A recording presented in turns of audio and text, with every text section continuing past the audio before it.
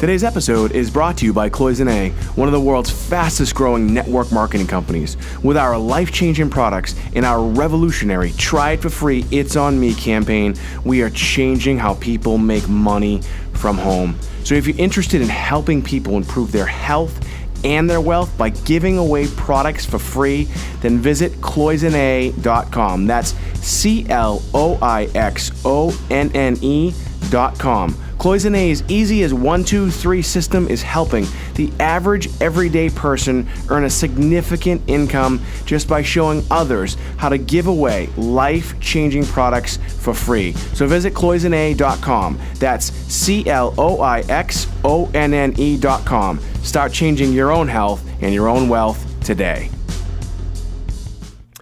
All right. Well, my name is Michael Alden. We are here in Blue Vase Studios. And again, I always talk about how excited I am to have my guests. You know, today I was talking with my daughter and I was bringing her to camp. She says, "Dad, do you like interviewing people?" I said, "Honey, I love interviewing people because I get to sit down and talk with entrepreneurs from all walks of life and business people from all walks of life and really people from all walks of life." My next guest is a classic entrepreneur. His story is amazing. He came to this country literally with just under $100 in his pocket, and he's grown his businesses and his companies literally into an empire. And it's a really, really interesting story. He's just an amazing, dynamic person. He's grown his company, one of his companies, to one of the largest training companies in the United States, especially as it relates to the world of real estate. I was talking to some of my real estate friends, and they all know who he is. My next guest, his name is Brian Buffini. He's the author of his book that's coming out very, very soon. It's called The Immigrant Edge: Why It's So Easy. This is what I love this part. Why it's so easy to make it big in America. He's here to talk to us a little bit about his book, but also just to talk about, you know, the things we always talk about here on the Alden Report: success and adversity and how to overcome all this stuff. Brian, thanks for being my guest. Well, thanks for having me, Mike. Excited to spend the time with you today. Well, again, I know you're a busy guy, so thank you. Again, I've obviously learned a little bit about you. I've watched some of your videos, on YouTube. I've been on your website, brianbuffini.com, and your book, The Immigrant Edge. I know you've written and co-written a couple other books and produced some other things. We have a list of 10 questions. I think we sent them to you. We like to ask everybody. But before we even get into those questions, tell us a little bit about yourself, your background, and kind of how you got to where you're at today. Yeah, well, grew up in Dublin, Ireland, son of a house painter, so 5 generations of house painters. So no Buffini's ever had a job because we're unemployable, right? And came to the States. Ireland in the mid-'80s was pretty economically disadvantaged, I would say would be a fair way to put it. Sure. And so came to the States, $92 in the wallet. Came out here, did all kinds of, typical things an immigrant would do, did odd jobs, sold T-shirts at the beach off a cart, and, worked in a photo mat, was a security guard at night. I ended up getting in a motorcycle accident, and that kind of changed things. So, I'm 19, I'm a long way from home. Next thing you know, I have 250 grand's worth of bills, wow. Medical expenses, all that kind of good stuff, and I got to get going. So, got into the real estate business and worked pretty well at it and developed a neat system. So within about 5 years, I was number 5 in the state of California. Within 7, number 5 in the country. So doing pretty well as a young guy, doing well, buying, making money in real estate, buying real estate. And then they would ask me to come and give talks at these different real estate conventions, and I would just tell people what I was doing. And the next thing you know, people are saying, "You got to tell us how you do that and how you do that." So eventually, 21 years ago, I built a Buffini Company, and now we've trained 3 million people in 37 countries. We have 20,000 clients we coach, and that now spread out to 40-plus different industries. So, you wake up one morning, you go, "How did I get here?" But the main thing is I landed in America, and even though I had a bit of bad fortune at the beginning, I landed in the land of opportunity. And so it's been all good, as you say. Now, let me backtrack for a second. I love hearing this stuff because I'm friends with real estate guys. I've had Armando Montalongo, who's on. He's on the A&E show, Flipped This House, and he built a career. Dean Graziosi, I'm really close with, also another author and fellow real estate entrepreneur. And I love when I hear this. People say this. They say, "I just got into real estate." How do you just get into real estate? I'm an attorney by trade. I took property law. I bought and sold a couple houses. How do people just get into real estate? Because I still think it's confusing. It's gorgeous. You know, you had to go to law school. You had to do all these things, and you know, you have a phenomenal story of where you started and where you are now. The thing about real estate, it's probably the purest form of entrepreneurship there is, because it's not that expensive to get in. You don't have to go to college for years and years and years. You basically, you take a test, and now you can take a test and get in. You know, think about it. You know, I didn't know anybody. I was an immigrant. I didn't have any money. I was in the bottom half of my class in school. If it wasn't for people like me, there actually wouldn't even be a top half, to be honest with you. And so, you know, I got my license. Now, here's the thing about it is, real estate is pure because you only get out of it what you put in. Right. And so, you know, the average realtor in America, it's not billions and millions. The average realtor in America makes 30 grand gross commissions. Wow. Now, I have 20,000 clients, that about 17,000 of them are realtors, and they make about 350. So there are things these guys are doing that the other guys don't. So real estate's pure. You know, you're going to get out of it what you put in. If you know, you're going to show up at the office and you expect to have leads come call you, and you expect to have deals come knock at your door, you're dead. You're dead because you're self-employed, you're paying your own bills. So it's not hard to get into real estate. And once you get in, though, what you got to do is you got to go to work, and you got to go to work on yourself, and then you got to really be committed. Now, for me, I don't believe that people make money. I believe the only people who make money work in a mint. I believe you get paid for the direct proportion of how much you serve people, especially now. And I poured myself into my customers. I did more than I got paid for, and they then told their friends. And then I would remind them. I loved, you know, your ask more, get more philosophy. Right. But once I did a great job for people, I asked them for referrals. Right. And once I got referrals, then all of a sudden I was selling 100 homes a year instead of the average guy selling 5. Yeah, that's and it. So you know, the ask more thing is so interesting too when you bring that up, and you know, thanks for plugging my first book. Is that part, the asking part? Even I find real estate agents that are people that have even been at it for a while, they don't ask. Yeah, and then all of a sudden, you know, like one of my friends buys a house, and then they'll come up to me after and say, "How come you didn't say anything to me?" I said, "Well, you didn't ask." Right. You know what I mean? You didn't say, "Hey, if you have anybody that's looking for a house, have them come see me." And then I do have a couple other real estate you know, friends that ask all the time, and they're the ones that are really out there. You know, I would say killing it. I mean, making Right. you know 7 figures. Well, I think the big thing is a lot of people don't want to be perceived as the pushy salesperson, right? Right. And most people, what they want is they want someone to buy from them. They don't want it to sell anybody anything. And so, to me, I did lots of little extras for people. I did lots of little neat things. If I found out you had a particular hobby, I might send you some info or a book on it or whatever. And I'd build relationships. I'd know not only what your favorite restaurant was, I'd know what your favorite food at that restaurant was. So I poured myself into my customers. So I felt like I had earned the right to ask. Yeah. And I would just say, by the way, if you know anyone's thinking about buying or selling a home, give me a call. And kind of the Columbo method, right? One more thing. But I earned the right. I served and served and served. And I think that's the big thing that people have to get comfortable with is you don't want to be a pushy, in-your-face, kind of obnoxious salesman, right? But you want to give and serve and earn the right to ask for the business, ask for the order. Because my mother used to say this. She'd say, "A dumb priest never gets a parish," which means if you don't speak, you don't get. And so, you know, you've made a living teaching people about that.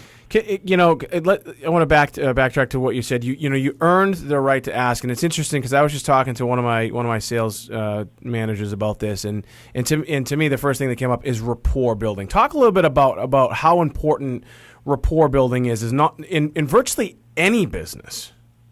Well, the bottom line is, right, if you're in the service industry, in your sales side of things, if you think there's not a technology coming for your industry, you're living on Mars, right?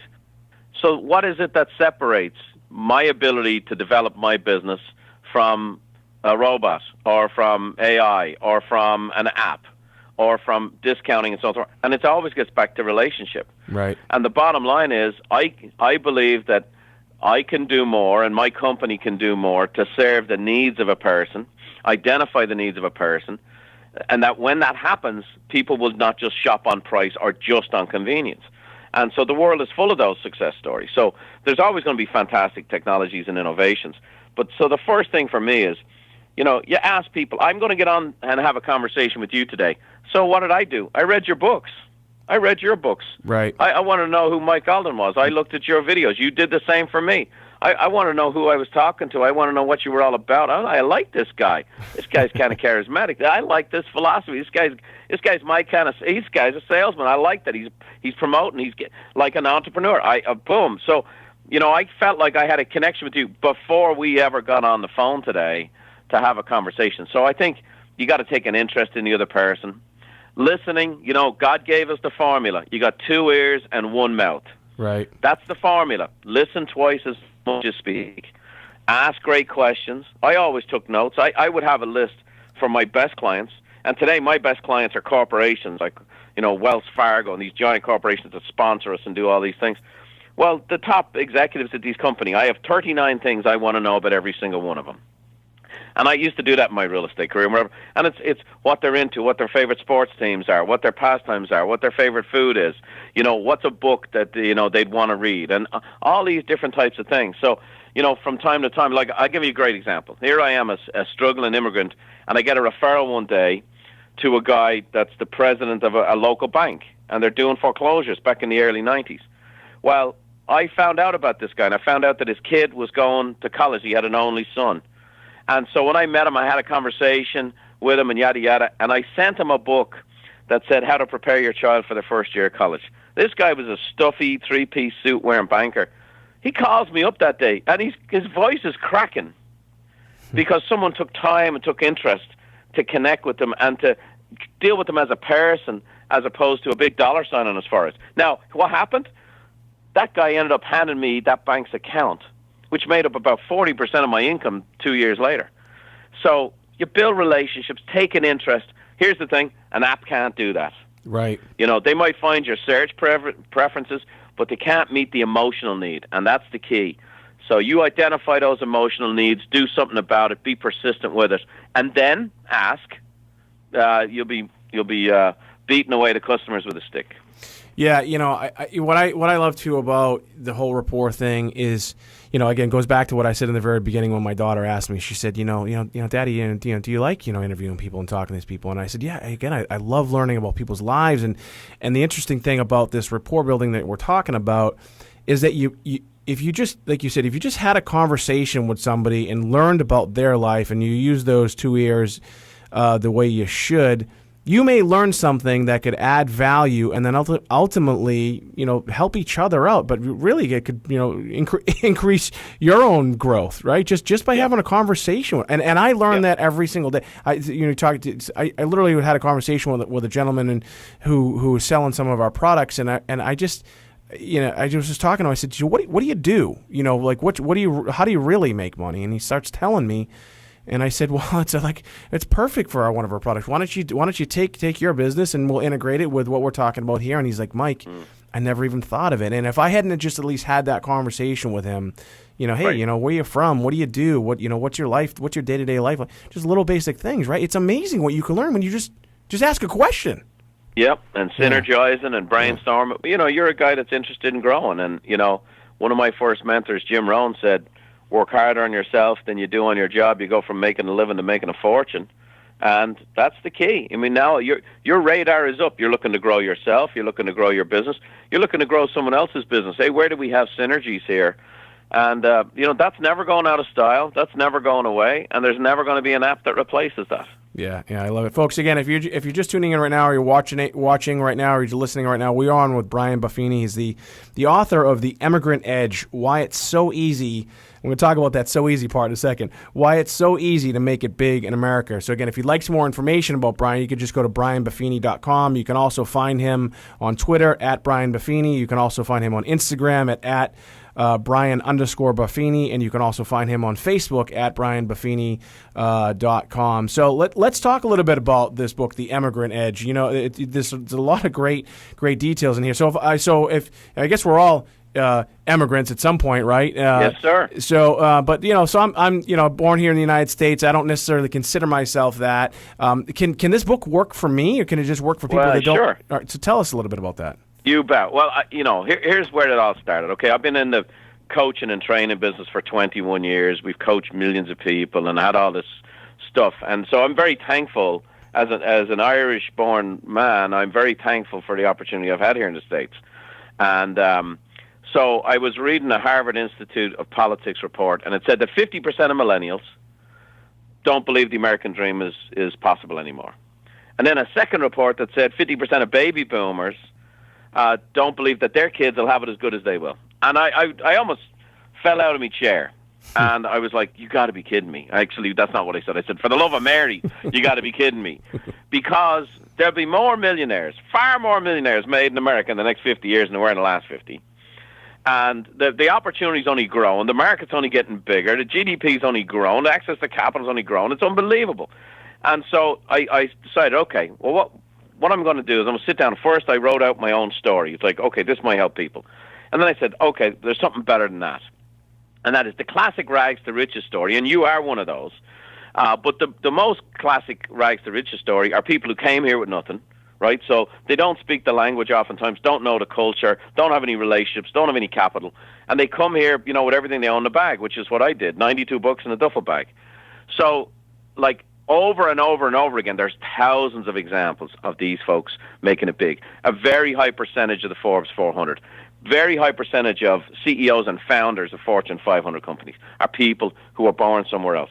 And so I started studying and researching those folks, relationships I had, and started interviewing these folks, and it kept showing up. And over and over again, there were 7 traits that I experienced in my own life that I saw in these people's lives, and they kept showing up over and over again. And the beautiful thing is these traits are 100% transferable no matter where you were born, like you said. And so, starting out with a voracious openness to learn, right? So, when you come from another country, you're going to go and learn everything you can. And you're going to make mistakes, And I was a new realtor. You'll love this. I'm selling homes at about $250,000 a piece. Well, one day I get a client from New York, $4 million house. Now, this is 1990. Right. He's buying a $4 million house. I'm showing him around. I go in the backyard. I open up the veranda doors, and I go, now, in the back here, we have 37 guacamole trees. And this guy's just kind of looking at me three sheets to the wind here. What's going on? Because I didn't know that guacamole didn't grow on trees. Avocados did. So, when you're an immigrant, you're going to learn, and you stay learning. And I think, again, if you work hard on yourself and you're doing your job, you make a fortune. That's the classic realtor in you, though, right? When you said the guacamole trees, I was reading a book about realtors, and they say the best real estate. I might have been a Ziegler. It might have been even Ziegler. The best real estate agents, they don't sell the real estate. They sell the overall picture and the dream of what it could be. Right. Those trees are really what you were thinking, like a realtor was what it really could be. Those avocado trees, ultimately, right? They're going to be guacamole. I wish I was that good. But anyway, we got the deal done. That's the main thing. But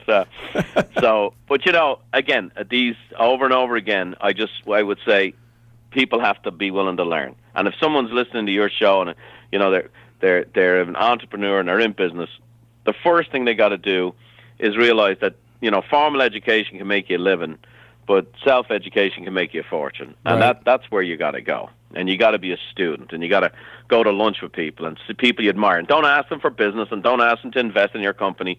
Just ask them for their insight. Take successful people for a coffee and say, I want nothing from you except your insight. And when they see you're sincere, they'll recommend books to you, they'll recommend people to you, they'll recommend relationships to you, and next thing you know, you're off and running. So that would be the first one. Another principle here that I found is just this do whatever it takes mindset. Just do whatever it takes. Not in an unethical fashion, but just, whatever it takes. Like if there's an obstacle, I'm going to go over it, can't go over it, I'm going to go under it, going to go around it, going to go through it, going to blow it up and go through it. It's just whatever it takes. I mean, and that mindset, you should never leave. You should, and so it's like, no matter what I face here, the goal's important to me, I'm just going to do what it takes.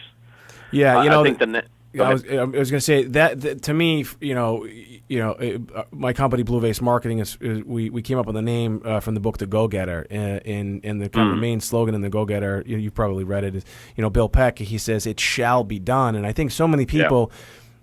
They hear what we're talking about, they hear what you're saying, but when it really comes down to it, right, when it comes down to the classic action part of actually doing it, people they realize that it's work. Right, I mean, there's really, I was at an event with Harvey McKay, and I saw that I saw a picture with you and Darren Hardy. I was sitting next to Darren Hardy, and Harvey McKay gets on stage, and he's written, like 80 books, and he's 80, he's 80 years old, and he flies in his private jet, and he says, something, there is no new secret to success, and there never will be.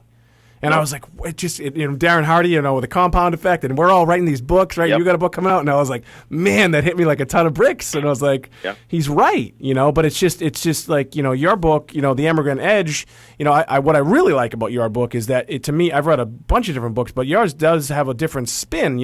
Coming from a different country into this country, and how that mentality can really translate into success here. That's what I instantly, just the title itself, I was like, wow, that's a cool concept. Where even my book 5% More and Ask More, like after it's funny, Darren Hardy, I just don't want to get off pace, but I'm sitting next to him. I had never even heard of the compound effect.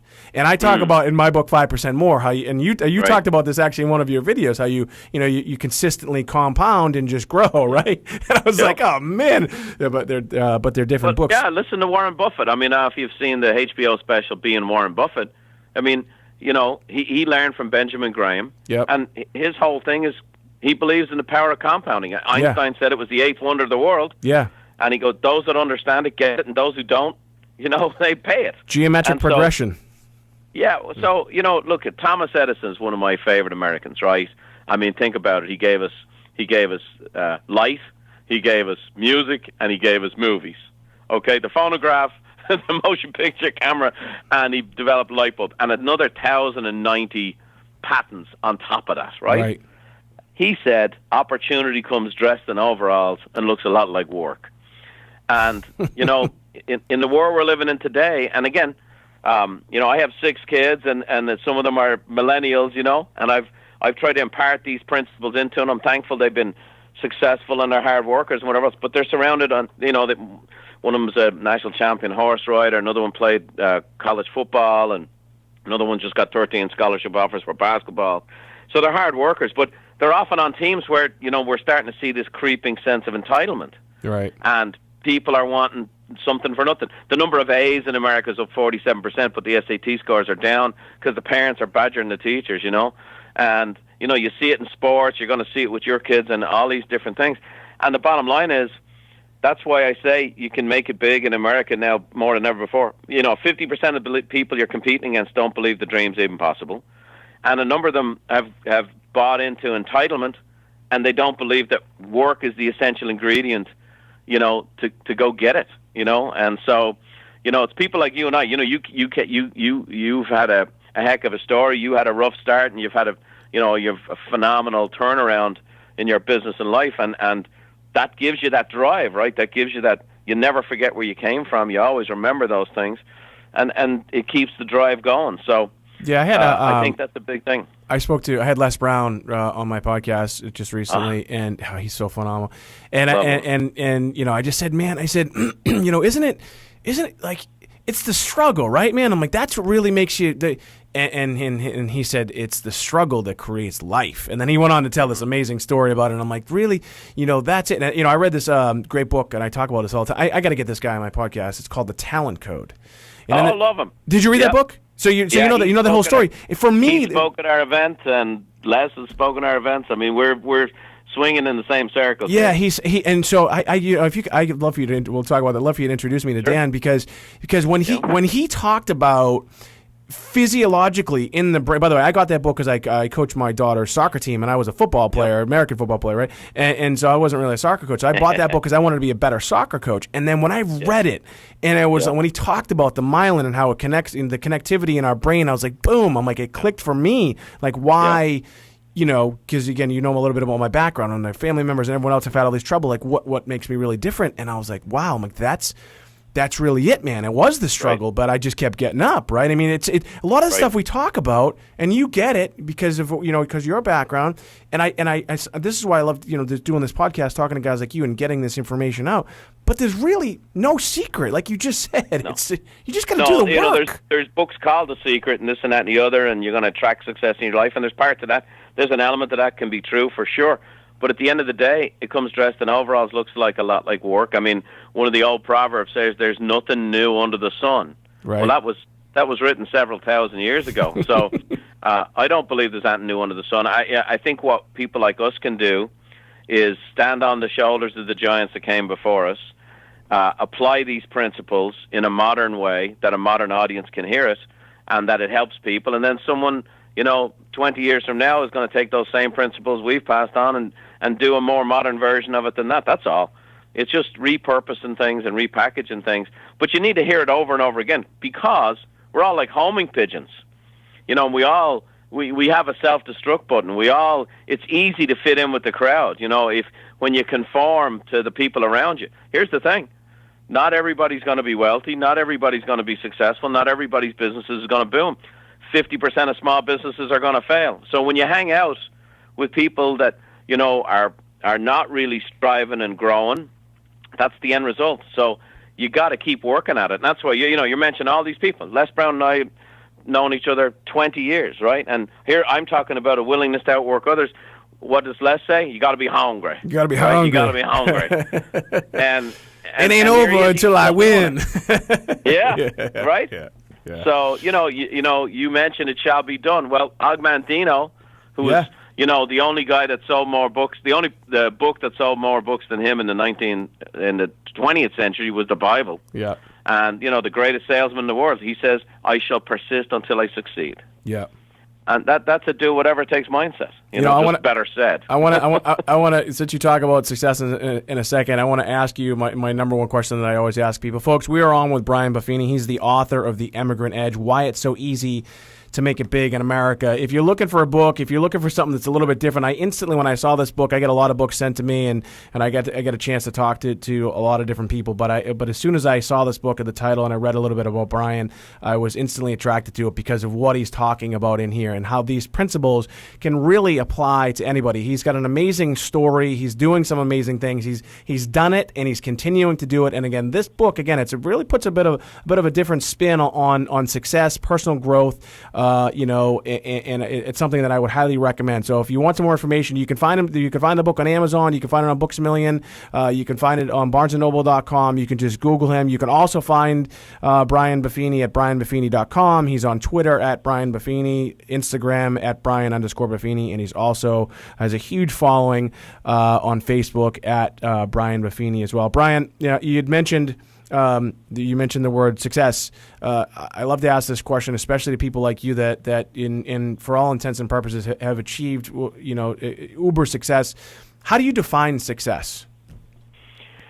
Okay, so in the business world, I would define it this way: the richest guy who ever lived, right? Solomon said, "If a man has enough to eat and drink, a roof over his head, and loves the work that he does, can't tell the passing of one day to the next." And I think that's the big thing for me. Now, I think you have to work hard to get there. But, when you were a kid, Mike, in summer vacations or summer holidays from school, you didn't know if it was Wednesday or Friday, right. And I think when an entrepreneur is really in that zone of their sweet spot, they don't know what day of the week it is unless the calendar's there telling them. And that, I think, is the purest form of feedback for an entrepreneur. A lot of times people get caught up in the results. I'm not where I want to be. Well, if you're an entrepreneur, you're never going to be where you want to be. Right. Right? There's always someone with a bigger jet. That's what I learned. Yeah. I bought my first airplane 20 years ago, and there's always someone with a bigger jet. Right. So the bottom line is, when you're just loving it, like your daughter asked you, do you enjoy interviewing people, Daddy? Yeah. This is the juice. Now, when I was, do you love everything about it? Of course not, right? So in order to build my speaking and coaching and training business, I had to go hit the road. So, right. Mike, I was doing 150 seminars a year. Wow. That's no fun. I'm a dad. I'm a committed husband for almost 30 years, and so I'm away from the family. So here's the deal. I loved what I was doing. I loved that it was making progress. I didn't love everything about it. So I went and worked my butt off so that, okay, all right, I bought a plane because I could be in Houston in the morning and come home for dinner at night. That was part of it. But then the second part of it was, okay, I'm going to work in such a way to build a business. Now, so where I'm at today is I might do 10 events this year. And so, you have to be willing to pay the price to get there. Everybody wants to get to heaven no one wants to die to get there. So, I think loving what you do, and I think one of the things I am encouraged by a lot of the millennials and younger folks, they want to have this sense of purpose and enjoy their work, but they have to understand there's a price to be paid to get there, and you don't love everything about it. But if you're strategic about it, you'll come to love more and more and more and more about it all the time, because you'll build your business around your life, which is ultimately the reason to be an entrepreneur in the first place. Yeah, I love it. It makes a lot of sense. You'd mentioned earlier, you mentioned one of the words, which was my second question about, about obstacles, and in the entrepreneurial world and in life in general, we're always hit with obstacles, and a lot of people just give up so easily. For you in your professional career, again, you've just achieved tremendous success. Can you maybe shed some light on maybe what was in it may be hard for you to answer because you've been doing this for so long. What was your most difficult professional obstacle, and how did you overcome it? Yeah, I was asked in a Q&A session. We had 3,000 people at an event here not so long ago, and the mics passed around the audience, and this one guy stands up and goes, "Brian, back when you had problems," I almost fell off the stage. I was like, "What do you mean? Like this morning?" Yeah. So I mean, my brothers. There's a song by a band called Chumbawamba back in the day. Sure, I know the song. It was I get knocked down, but I get up again. Right. The British drinking song. Well, that's my theme song. I mean, the fact of the matter is, I have dozens and dozens and dozens of these. But I'll give you one and paint the picture. So let's say I'm past the early entrepreneurial stage. We get into maturation. I have a business that at one stage grew by no less than 40% a year for 11 consecutive years. 400 employees. We're probably 10 times bigger than our nearest competitor. We're just killing it. 25% net income off our earnings. The business is cranking. It's well run. We've best in brand. Our company's grown by leaps and bounds. A lot of it organically through referrals and endorsements. But at the time, 90% of my customers were based in real estate. So here comes the worldwide recession, which happens to be based in the industry I served at the time. Right. And 40% of the people in the industry left. And of those that were left, they were making 57% less. So picture this. People think about the recession. The real estate market went down 32% in value. The real estate agent business, the income in the real estate agent business went down 87%. That was my market. Wow. So 87% of my market disappeared. I had 27 competitors at the time. And so it comes back to this openness to learn, do whatever it takes, willingness to outwork others. So I said at the time to my company, first, a recession's a terrible thing to waste. This is going to hurt. This is going to be painful, but we're going to come out of this a different type of company than we were going into it. I had to write personal checks, large personal checks. I mean, you're not an entrepreneur until you've written personal checks to make payroll. I hate that part. You talk about hating the part. That's the part I hate. I hate that part. I really do. It's the badge. It's like going through buds if you're a Navy SEAL. It's like you don't get to wear the badge unless you have written a check to make payroll. That's why when I've done some stuff in Washington with some of these political characters who brought me in for different things, they've no concept of it because they've never had their butt on the line, and they're trying to make policies for entrepreneurs. It's a different world. So, we came out of that recession. We had basically lost, 56% of our revenue as a company. I had to lay off a couple of hundred people. We had big buildings and infrastructure here in California where it's very expensive to run a business. Go through that whole thing, and then said, okay, what are we going to do? So we just committed to it. And failure wasn't an option. I never considered, the alternative. I never considered anything but making it. It was whatever it takes. So what happened? It took a few years. It was painful, a lot of hits financially, whatever else. We came out the other side. Today, instead of 400 employees, I have 200. Our company does about 15% more than we ever did in our peak, and our margins are 28% higher. Our product mix is four times now diversified instead of just being dependent on one thing and one industry and one type of person. And, it's a simpler business. It's a better business.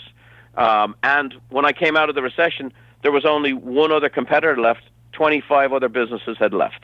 Yeah. That directly competed with us. Now, they're starting to come back now that the market's good again, but we've established such a presence in the marketplace we're kind of like in the bloodstream of the business. So, again, I know that's a common story for many, many people, but at the end of the day, setbacks and obstacles are the price you pay to be an entrepreneur. End of story. Yeah, and that's the part that I love that you're talking about is that, and so many entrepreneurs, as you're describing it, like you said, I've been through it a bunch of times, and well, actually within the past 8 months, I'm kind of climbing out of a challenge right now, and it's really hard to see the light at the end of the tunnel when you're in this mess, right? Right.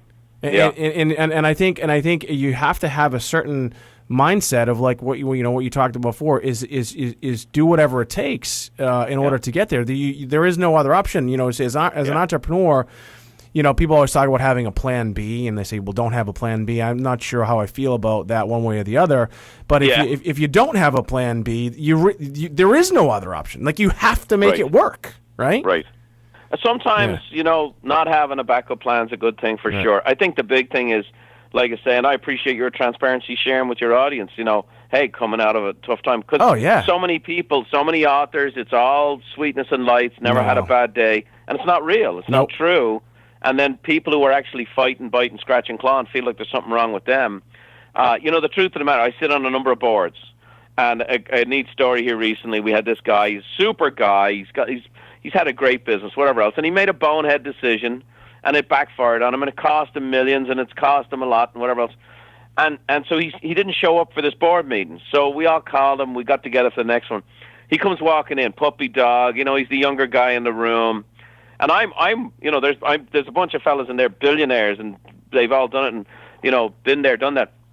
And so he's sitting there, and he's like, "Hey guys, I was embarrassed. I didn't want to come here, and this and that. I've messed up, and whatever else." And the chairman of the board, just big smile, wise man, he goes, and I won't say his name, but he goes, "Dude," he goes, "We've all been there." Right. We've all been there. He goes, "There's not a person sitting around this boardroom that hasn't done what you've done." He said, "But what you've got to do is turn it into the seminar." He says, you just paid a couple of $1 million to learn this lesson. What are you going to do with the information? That's just wisdom. It's true, and we've all done it. So the one thing I would say is, if someone listening to this program is in a tough spot, is you need to be responsible, take care of business, don't find an easy way out, but you also got to check out and take time to go dream. If I could wave a magic wand, what would I do, or what would I have? You need to be, okay, what got me into this situation? What decisions, what patterns? It's because we tend to be creatures of habit. And I got to surround myself with some accountability and some people who can speak into my life so I don't make that same mistake again. And then the last thing is, make decisions from the place as if you're the person who's already achieved the goal you want. So I tell people all the time when they're up in a lot of debt, start thinking and acting like a debt-free person. Make decisions from that place. Right. Don't make stupid decisions. Don't make short-term decisions. The one thing you can't do is this.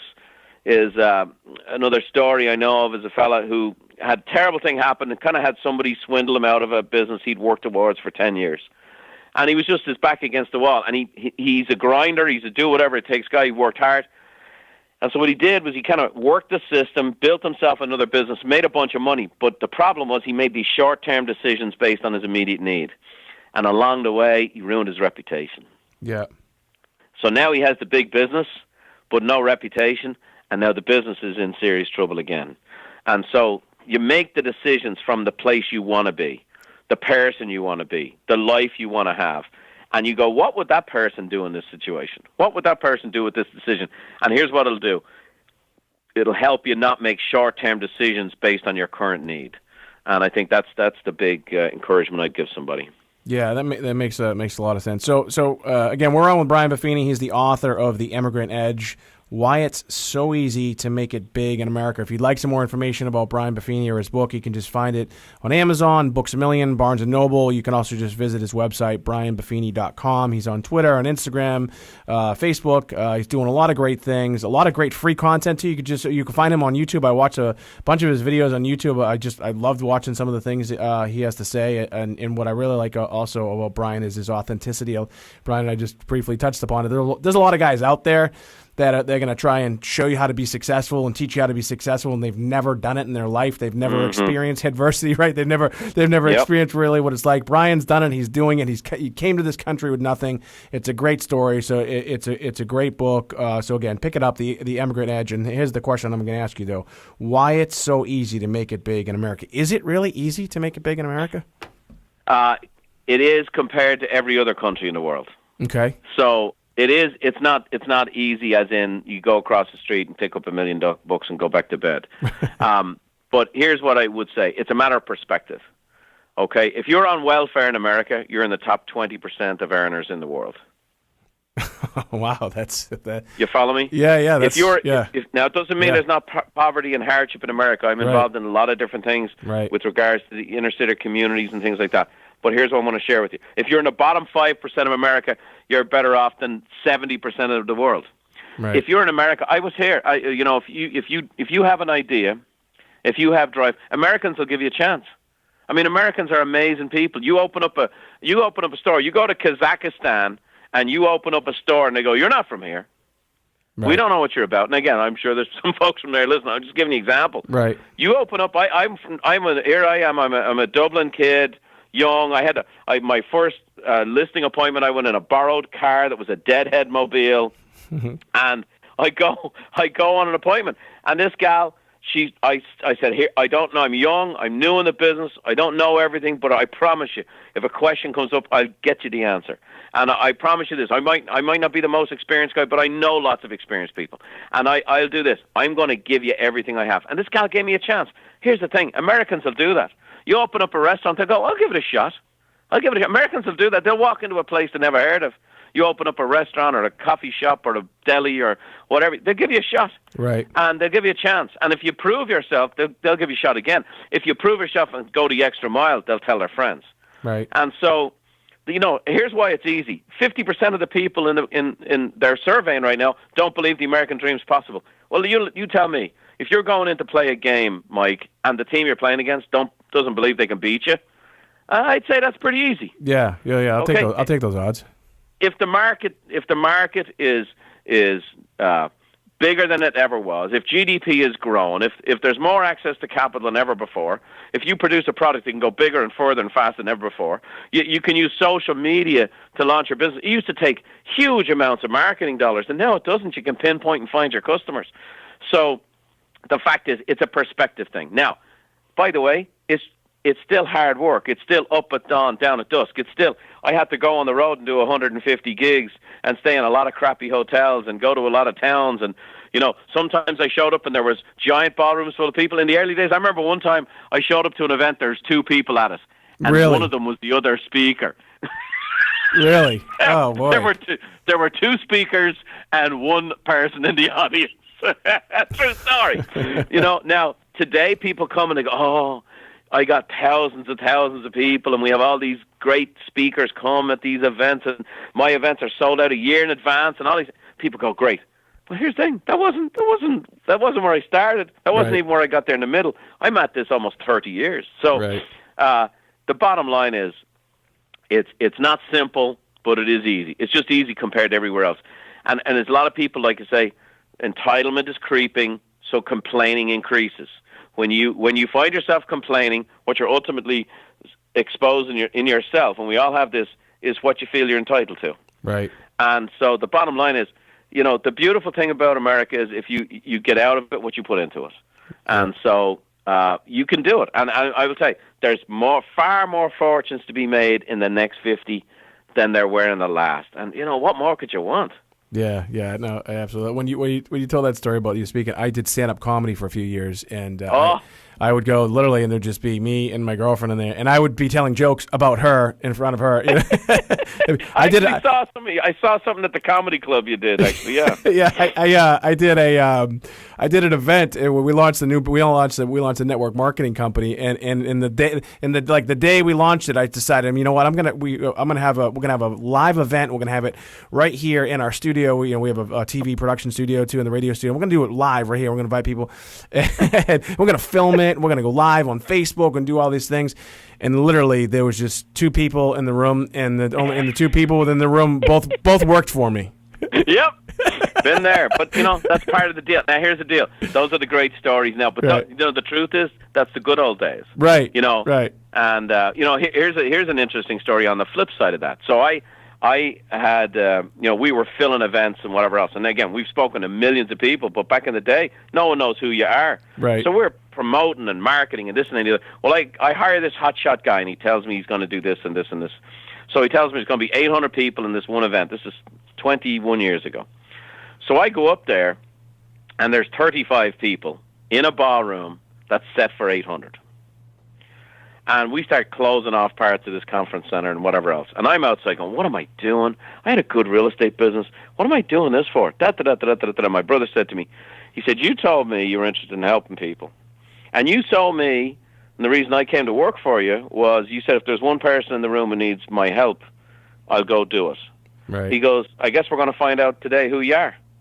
And you know what? For the last 21 years, in that experience, I don't care if there's 7,000 people in a room. I'm speaking to one. I'm going to find the one that needs me. And you know what? That day there was a gal in the room named Jeannie Vance, and she was a single mom. The husband had cleared out her bank account. She was desperate. She had nothing going for her. She started off in our program. 15 years later, Jeannie Vance sold her business, moved to Hawaii to live out her dream. But I met her that day in the midst of the obstacles. So the bottom line is, this is what you decide what you want to do. You decide why you're going to do it, and then you're going to figure out how to get it done. And it ties to what you were saying earlier in one of your videos I was watching too, and we mentioned again Darren Hardy, the author of the author of the Compound Effect in Success Magazine.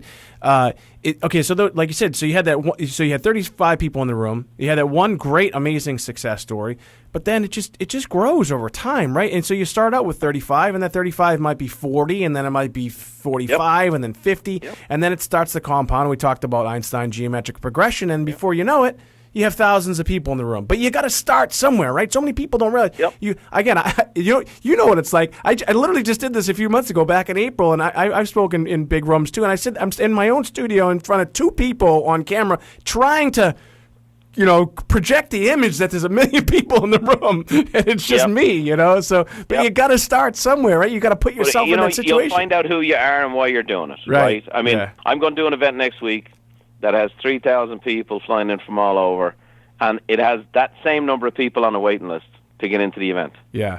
Now, I'm the same guy that had 2 people in the room. Right. You keep serving, you keep being faithful, you keep being relentless. And again, why is it easy to make it big in America? Because if you actually have the desire and you have the goal and you have the dream, well, what else are you going to do? Here's a thought I'm going to give to you, Mike, that I think would help your audience, right? So tell me, where did your ancestors come from? Where did your predecessors come from? What countries? Ireland and Italy. Come on. Yeah.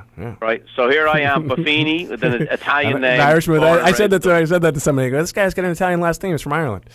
Right. Yep. Right. So like nitro and glycerin in the same body. So I want you to think about those folks. So in your DNA, it's in your bloodline, somebody, a number of folks, left everything they know, left everyone they know, which is a heartbreaker, by the way, gone on a boat, gone on an airplane, whatever, probably a boat more likely, and traveled across the seas, went to a place they didn't know, where they didn't know the culture, the language, and whatever else, and came with very little. Now, I want you to think about that's in your bloodstream, right? Right. When you think about these 2 thoughts as you go forward, and this will be the gift I want to give you and all of your listeners today. This is why I wrote the book. What would your predecessors do with your opportunity? Like if they had your opportunity today, what would they do with it? How would they pursue it? And the second thing is, what would they think of the challenges you face, the obstacles you face? Like, the obstacles you face are probably what they would have dreamed about. Right. What you're doing is ultimately the fulfillment of why those people took the risk in the first place. Right. You might be a grandchild or a great-grandchild of these folks that came here, and they look at Mike Alden and they go, that was worth it. It was worth leaving everyone I knew and everything I knew and everything I'm comfortable about, the food, the language, the culture, the humor, the church, the neighborhood. I left everything behind, and it was worth it to give. I'm looking at my great-grandchild. I'm looking at my grandchild, Mike, and I go, that was worth it. And what would they think? You're going, hey, I'm coming out of this tough time, a year ago, whatever else. What would they think of that obstacle? Here's what I think you'd see. They would pursue your opportunity with the greatest of gustos because they'd be so appreciative of the opportunity and where they came from. They go, man, this is a dream situation. And I think they'd look at those obstacles and they'd cut it in half. And I think for you and for those listening is to tap into that which is inside people. Right now, studying ancestry has become the number one search on the internet for the first time since the web became a popular medium. Right. Searching for your ancestry has now overtaken gardening as the number one hobby in America. Now, what I want to do is help people go from not just having a hobby like gardening, but to tap into that and do something with it. And so you think of your family and your predecessors, and you tap into that, and it'll give you fire, Mike. It'll give you a fire, and they'd be proud of you. They'd be excited for you. They would go after your opportunity like a dog on a pork chop, and they would look at your challenges and go, Mamma Mia, or Faith and Bigara, and go, geez, that's fantastic. Depending on how far back they came from Ireland. I have a painting in my office called the Emigrant ship. Most of the Irish who left to come to America left on what were reconditioned slave ships. They called them coffin ships to bring the Irish to America. And 50% of the people who got on the boats never made it to the country. They died in transit. Now, what would those people think of your opportunity today? They'd kick it in the butt, Mike. Right. And they'd be going, okay, so you owe a little debt and you have a few problems and that, great. Just, that's fantastic. I had potatoes that went bad and we couldn't feed ourselves. And so that's that bit of the perspective, that's that bit of the fire. And I believe America's days, I believe America's an anvil that's worn out many a hammer. America is a nation of people who came from somewhere else looking for something better. And if people will tap into that, they can have something better happen in their lives. Wow. You know what? There's no other way, no better way to end this program. Folks, we've been on with Brian Buffini. He's an amazing individual. Brian, I could talk to you for hours. I know you're a busy guy. He's the author of The Immigrant Edge, Why It's So Easy to Make It Big in America. It's a great story. His story is amazing. He's doing things right now. Again, what I love about him is his authenticity. You can hear it in his voice and his passion for what all of us really need to look within ourselves and look back at what Brian said, what would our ancestors do with some of the challenges that we have? And I think about, some of the challenges that I've, had in my life. And as Brian was describing, what would my grandmother think, who used to make us, dinner with practically nothing and then literally eat the fat off the bones because she grew up in the Depression era. Like, what would my grandfather think of the challenges that I've had? And if you start to think of your life that way and think about what is truly within you, this book is going to help you. Again, it's The Immigrant Edge. You can find it on Amazon. You can find it on Barnes & Noble, Books A Million. You can also learn more about Brian Buffini at brianbuffini.com. He's on Twitter. He's on Instagram. He's also on Facebook. You can find him as well on YouTube. He's out there doing a lot of great things. An amazing story, amazing guy. I'm so glad, Brian, that you spent the time with me. Thank you again for being my guest. Thanks for having me, Mike. I love your work, and I wish you the very best. And I know great things are ahead for you, that's for sure. Thank you so much. Again, my name is Michael Alden, and we'll see you soon. The preceding episode was brought to you by Cloisonne, one of the world's fastest growing network marketing companies. With our life-changing products and our revolutionary Try It For Free It's On Me campaign, we are changing how people make money from home. So if you're interested in helping people improve their health and their wealth by giving away products for free, then visit cloisonne.com. That's CLOIXONNE.com. Cloisonne's easy as 1, 2, 3 system is helping the average everyday person earn a significant income just by showing others how to give away life-changing products for free. So visit cloisonne.com. That's CLOIXONNE.com. Start changing your own health and your own wealth today.